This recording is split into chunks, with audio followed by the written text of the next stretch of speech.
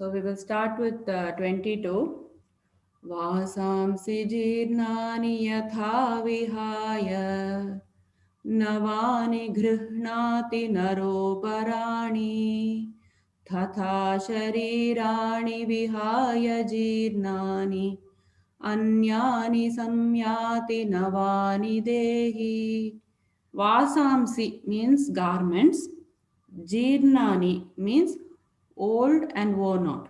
Yatha vihaya, just as vihaya, giving up. Navani means new garments. Grimnati means to accept. Nara aparani, man and others also, all living beings. We function in this way. We give up the old clothes and we take, accept or take new clothes. We buy new clothes. So tata, in the same way, sharirani, bodies, vihaya, again giving up, jirnani, old and useless. In the same way, we are giving up our old and useless bodies. Anyani, different. Samyati is we accept. Navani is new. Dehi is the embodied. So the Atma is taking another garment. So the general translation of this is, as a person puts on new garments, giving up the old ones, the Atma, it accepts new material bodies, giving up the old and useless ones. Okay, so Atma, the Sukshma Sharira, basically, Sukshma Sharira, along with Atma, it is encapsulated in another Stula Sharira or the gross body. We saw that the Karana Sharira was what will hold the Papa and the Punya. So when we have this Papa and the Punya, after this life is over, we are taking a new birth, and our body and our mind, everything depends upon our Papa and Punya. That is how we are taking up this new body. So here what they are saying, when the body becomes very old, it gets discarded. So now the question will come, that doesn't always happen, right? Because there are many children even who die. And there are bodies which are not worn out, but they die. It's not necessary that they need to be old. So this is explained by the karma theory, basically. So what is this? Very briefly we will see, because what is it is that the lifespan and the body we take is determined by what is known as a prarabdha karma. Prarabdha karma is nothing but the active karma. So what happens is, there is something called a bank, the karma bank. The karma bank is known as the sanchita karma. So whatever karma we are doing, actually, prarabdha karma, which is the active karma for this lifetime, is coming from this sanchita karma. So the subset of that sanchita karma is what is this prarabdha karma. Prarabdha karma, when it becomes active, it cannot be stopped. We cannot stop it. Even with our good deeds or action, we cannot stop this. So even for jnanis, they after liberation, they don't immediately die, right? They will have their body, whatever their papa and punya was there, they have to finish that. Then what happens? There is karma, there is papa and punya. Papa meaning I am going to have some bad things coming in my life. Punya meaning I'm going to have some good things coming in my life. And also what I do, I also keep doing things in my life. So those things that I keep doing and leading to results is known as agami karma. So whatever I will, it is kind of like a transition into the sanchita karma. So whatever I'm doing today is stored in agami karma. Agami karma finally merged to the sanchita karma. But agami karma is what I am able to control. This is my free will. Kind of prarabdha is like kind of destiny, even though it is my own act that has led me to this life. But I can control my subset of karma with my own free will. Today, by doing good deeds, my agami will become better. Then agami is again stored in sanchita karma. So this cycle is continuing. Prarabdha karma is what determines your lifespan. When small kids die, newborn babies even die, that means what? Their prarabdha karma is over. So that is why they leave their body and probably they take another. So that is the basic theory of karma. So they either when the body is fully old, it cannot function, you leave your body. Or the other way to say is that when you finish your prarabdha karma, you leave the body. And there is no negotiation in this. Whatever, even if you are hale and hearty, one day you may just pass away. Some people who have been like in life support and all, they continue for many years. So that is not in the hands, in our hands. It is just based on the prarabdha karma. So next shloka 23. Nainam chindhanti shastrani nainam dahati pavakah na chainam kledayantyapah na shoshayati marutah. So what he is saying is na, never, enam, this atma, chindanti. Chindanti meaning cut into pieces. By what? Shastrani, which are the weapons. So it cannot be cut into pieces by the shastrani, and it pertains to the earth element. Na is never, enam is this atma, dahati means burns, pavaka means by fire. Neither can it be burnt by the fire. So the second element he is talking of is the fire. Is never again, enam is this atma. Kledayanti means it cannot be drowned or moistened by apaha, meaning water. So it cannot be drowned by water. You can drown the body but not the atma. Na, never. Shoshayati mean to dry. Marutaha is the wind. So the general translation is the atma can never be cut into pieces by any weapon, nor can it be burned by fire, nor it can be drowned or moistened by water, nor it can be withered by wind. So there is no destruction for the Atma. Atma is Avinashi. The rest of the things will go back to the cause of it. Like when we die, our body will go back to the bhutas. It will go to the five elements. And then the Sukshma Sharira is going inside the Karana Sharira. And then we are transmigrated. So the cause of our birth was the Karana Sharira, right? The Papa and Punya. So it goes, everything just goes back to its cause. But the Atma, there is no destruction at all. It continues. So next shloka again 24 and 25. He is just going to conclude this topic of Atma.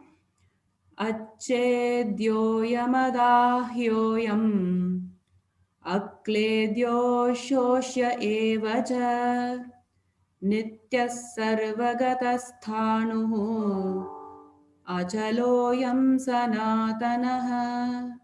Acchedyaha means it cannot be broken or it cannot be cut.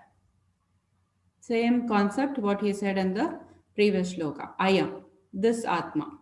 So adahyaha meanings it is not burnt, unable to be burnt. Ayam, again this Atma. Akledyaha. Akledyaha means it is insoluble. Insoluble in water. Ashosyaha. That means it is not capable of being dried. Nityaha sarvagataha sthanuhu. So nityaha we already saw. Nityaha is everlasting or it is always existing. Sarvagataha we saw, which means all pervading. Sthanuhu. Sthanuhu means it is standing very firmly. Why is it standing very firmly? Because there is only one Atma, like there is only one. So it cannot move. There is not even any space for it to move. So it stands there. The next word again, achalaha. He describes that as immovable. This Atma. Then he says sanatanaha. It is eternally the same. So it is just a recap of whatever we have seen till now. So the general translation is the Atma is unbreakable and insoluble. It can neither be burnt nor dried. It is everlasting. It is present everywhere. It is unchangeable.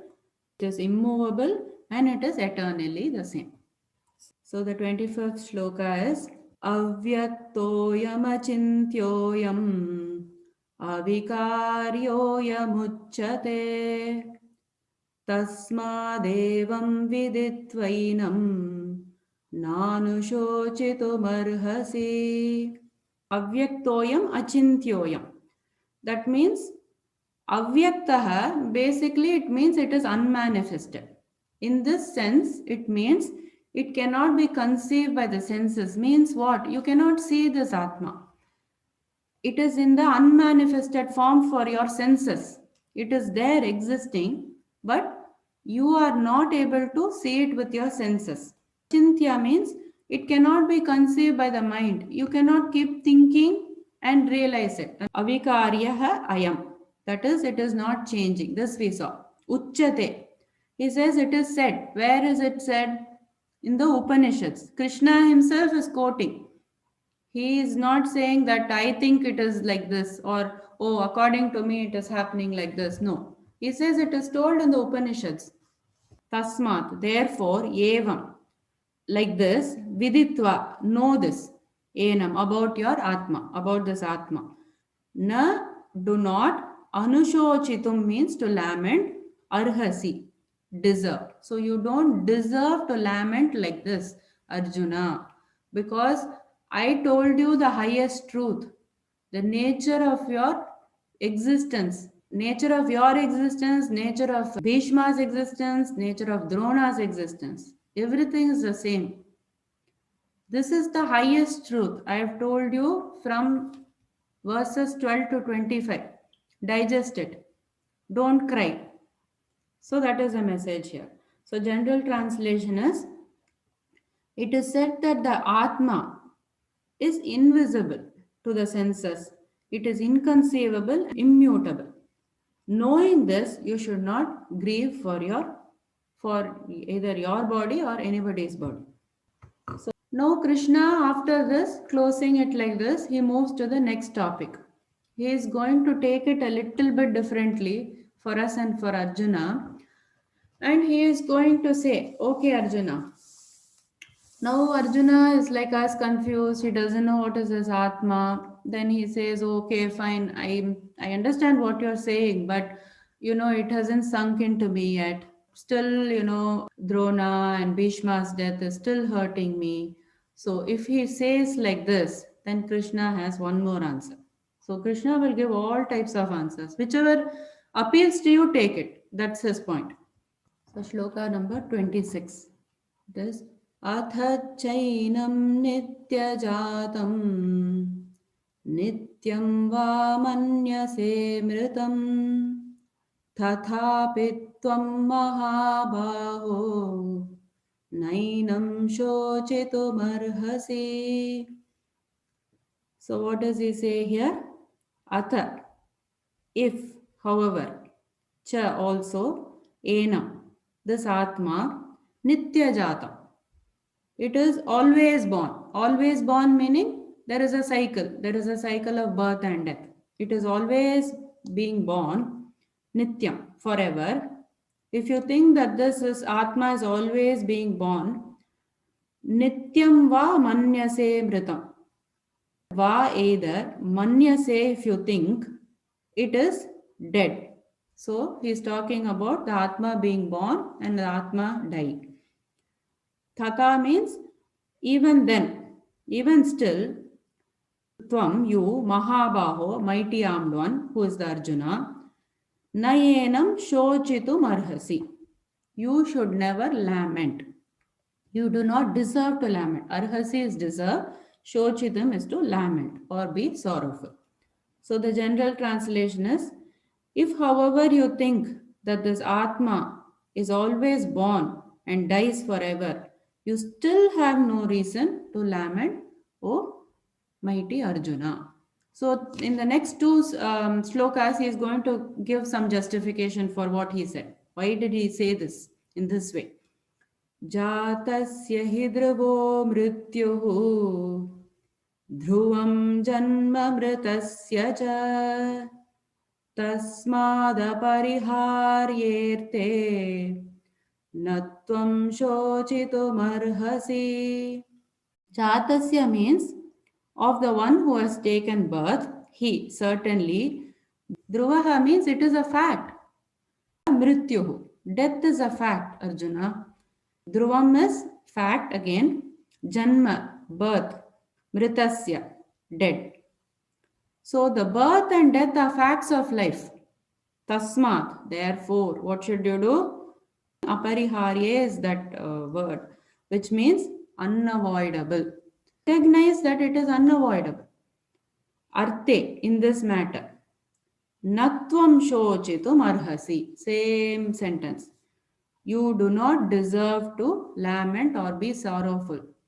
The problem with us is of the things which are unavoidable, we want to avoid it.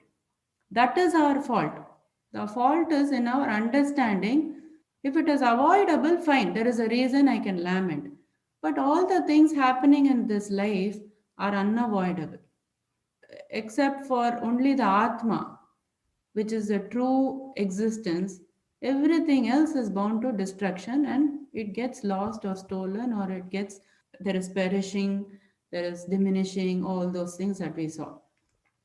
So we must have this intelligence when we work in this world. Okay, you can do everything, but have this knowledge. Arm yourself with this knowledge. If you have this knowledge, like a person who is going in the battlefield, he puts on his armor. So when the weapons are striking him, it is not striking him, it is striking the armor. So just like that, if you have this knowledge, it is your shield. It's protecting you from all the sorrow, from this unhappiness, from this pettiness. First point, what we see? Viveka, discrimination. Why is discrimination needed? So that you come to know, oh, this is so petty. I don't even need to think what this person said or what this person did. It's just momentary. I just brush it aside. No, this is not my true self. So that is the armor we have to put on when we go into this world. Of what is unavoidable, natvam shochitum arhasi. Don't deserve at all. He doesn't even say that don't lament. He says you don't deserve even to lament. Don't deserve to lament. So what is the general translation of this? One who has taken birth is sure to die, and after death one is sure to be born again. Therefore, in this unavoidable discharge of your duty, you must never lament. So, अव्यक्तादीनि भूतानि व्यक्तमध्यानि भारत अव्यक्तनिधनान्येव तत्र का परिदेवना. This is a very nice shloka. What he says is avyakta means unmanifested. Vyakta means manifested. In the beginning of the unmanifested, bhutani, all the creatures are created. So let me explain a little bit and then go to the shloka maybe. So what he is talking of is two things here, just two things, vyakta and avyakta. Vyakta meaning in the manifested state, avyakta meaning in the unmanifested state. So what he is saying is that what you are seeing in your reality is the manifestation. First it is unmanifested. What you are calling birth is the manifestation. Again there is a death, there is unmanifestation. So this cycle continues. If you want to say death, birth, that is fine. Or in his language, he says unmanifested, manifested, unmanifested, manifested, unmanifested, manifested. So this cycle continues. And there are three instances of this. First is during sleep. During sleep, what happens? The same thing what happens in death happens. Only thing, our Stula Sharira is there, but it is in the sleep mode. So this Sukshma Sharira has gone into the Karana Sharira. The same thing what happens during death. It is in the unmanifested state at this point. They call it the Nitya Pralayam.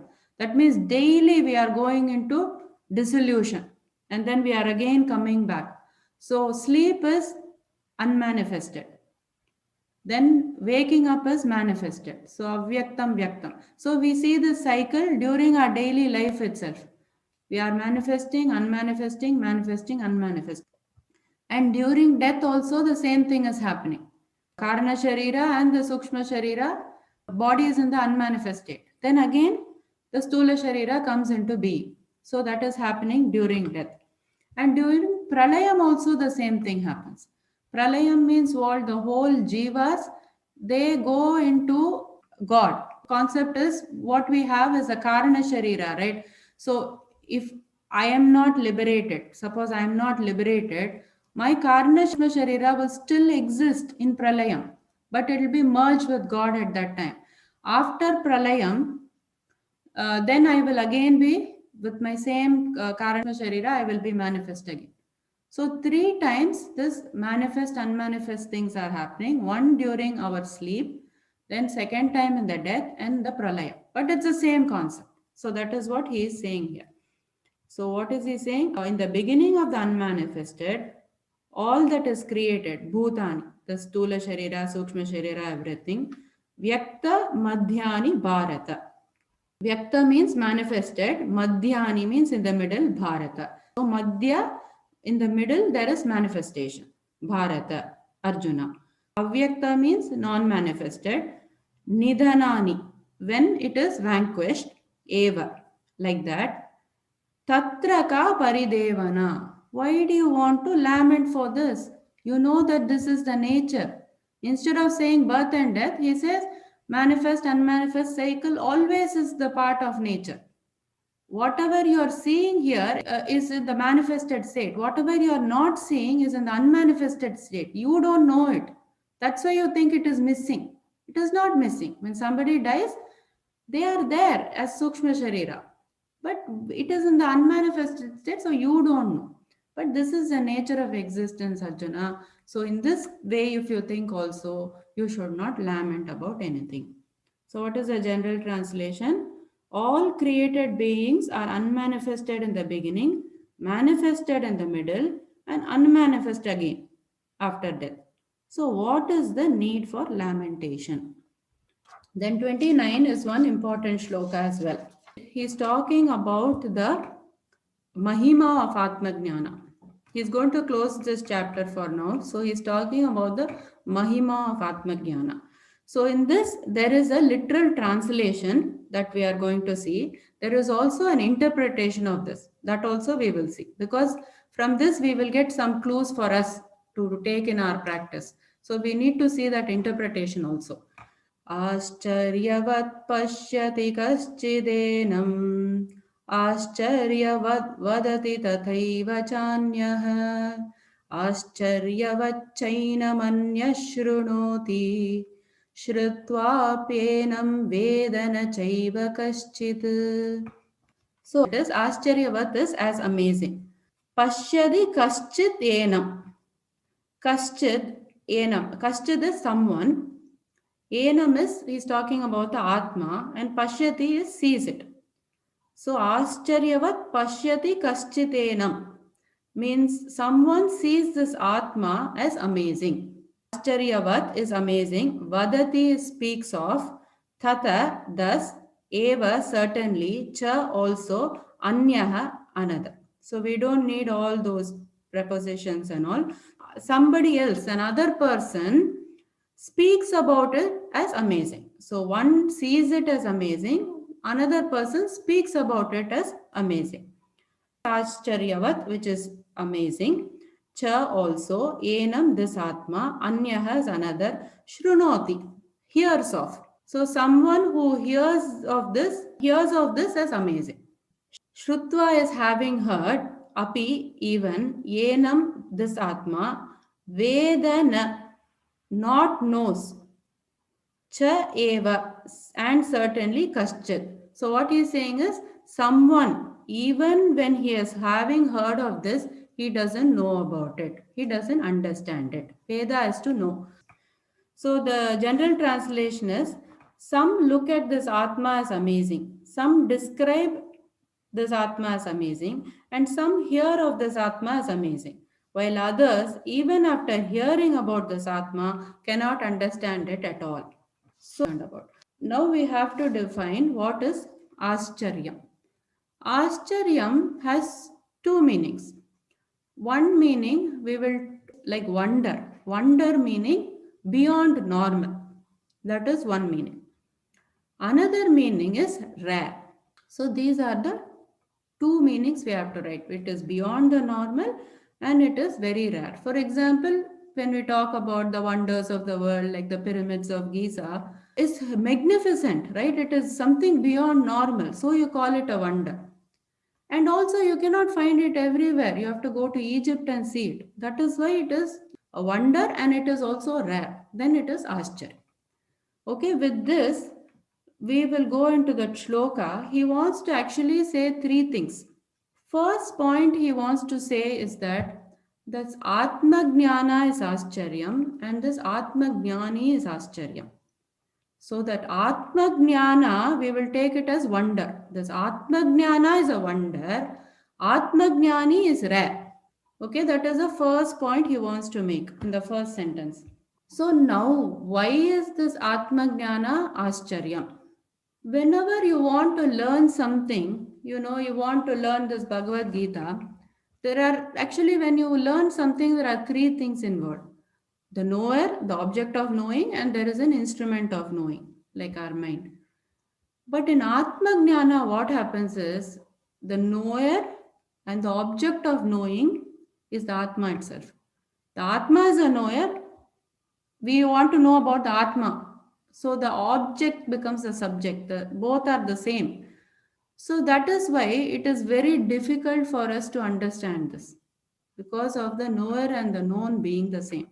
Second point is, if you ask a jnani, what did you get by this Atma Jnana? What he will say is that I didn't get anything. Whatever already existed, I knew. This was there all the time. There is nothing that came suddenly to me or I was enhanced or something like that happened. This we can understand with a small example.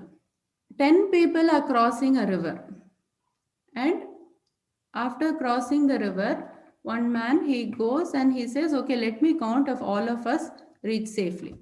So he counts 1, 2, 3, 4, 5, 6, 7, 8, 9. He forgets to count himself. Then he starts to cry. Then a passerby goes by and he says, what happened? Why are you crying? He says, no, I lost one person. We are only 9 people now. So that is why I'm very sad. And he says, no, count in front of me. Then that man goes 1, 2, 3, 4, 5, 6, 7, 8, 9. And then when he says 9, then the other person, he points a finger to this man, 10. So now what happened? Nothing new appeared. He was always there. Only thing he knew is that, oh, I forgot to count myself. That is what happens with Atma Jnana too. It is nothing new that is coming to you. So that is why it is very difficult to grasp this Atma Jnana. And why do we say this Atma Jnani is rare?